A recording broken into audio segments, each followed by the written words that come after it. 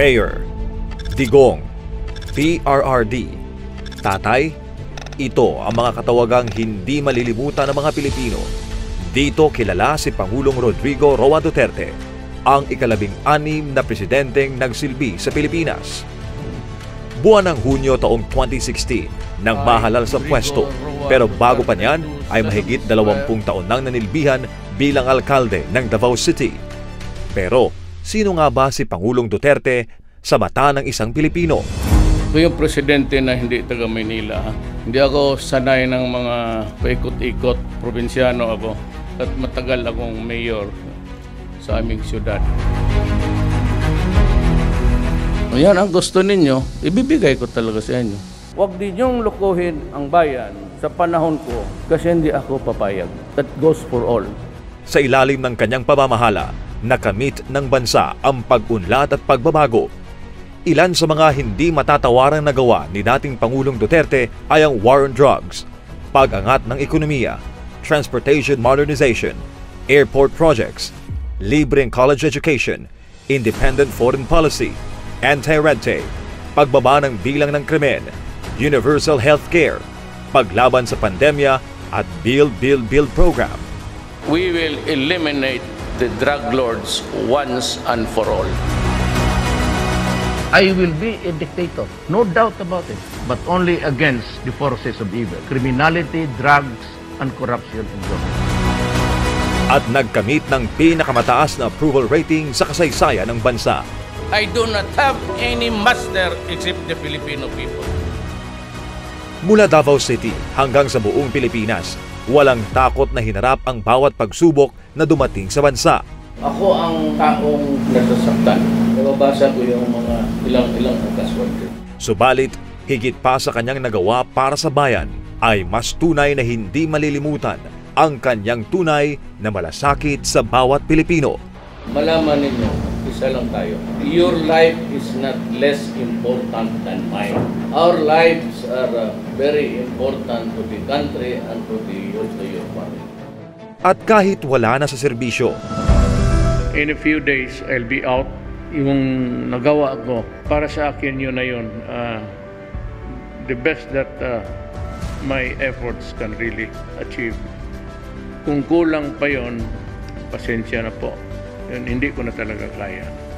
The things that I failed to do, mostly not because of negligence or may mga shortcomings ako, but talagang time, the 6 years would not be enough to finish all the projects. Maraming salamat po sa inyo and your help in my journey in the 6 years na binigyan ninyo ako ng honor maging presidente ng Pilipinas. Maraming salamat.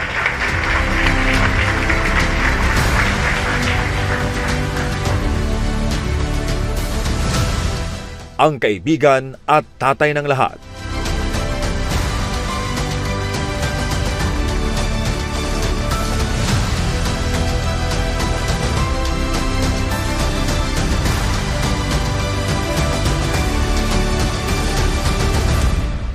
At ngayon ay si Citizen Roddy. As I have already explained to the public, I am a night person. Ngayon, rested na ako eh. So, if there's any perceptible change, maybe in my physical, it's because nakakabawi ako sa tulog. I can complete the regimen of 8 hours of sleep. Sobra pa minsan. Yung mukhang pagod nang nawala. Pero yung age ko, tumatanda talaga. Ayun lang, ang nakakabawi ako sa tulog. That's what I told him when he came this evening. I said, Mayor, what happened? You're looking younger and your hair is getting thicker. Sabi niya, well, it's life. I'm just relaxing.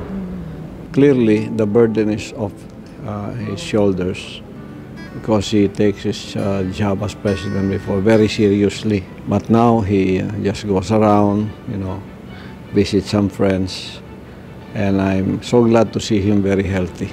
and looking younger.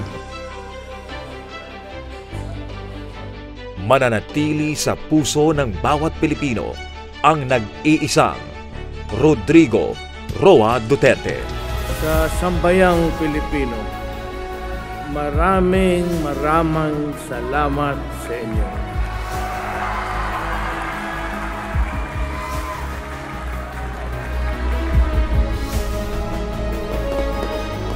Tatay, no, napakarami pong salamat sa lahat ng ginawa mo sa city ng Davao at sa buong Pilipinas. Sa lahat ng mga presidente, dahil ramdam talaga natin dito yung pagbabago, no, yung mga droga nawala talaga.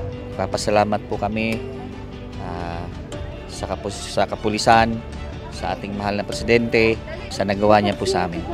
Maraming salamat po, Tay. At mahal po namin kayo. Alam mo yung feeling na parang kulang yung 6 na taon para kay President Duterte. But sabi ko nga sa kanya whenever I see him na maraming salamat because para po sa akin, he is the best president of our country that we ever had. Para sa Pilipinas kong mahal.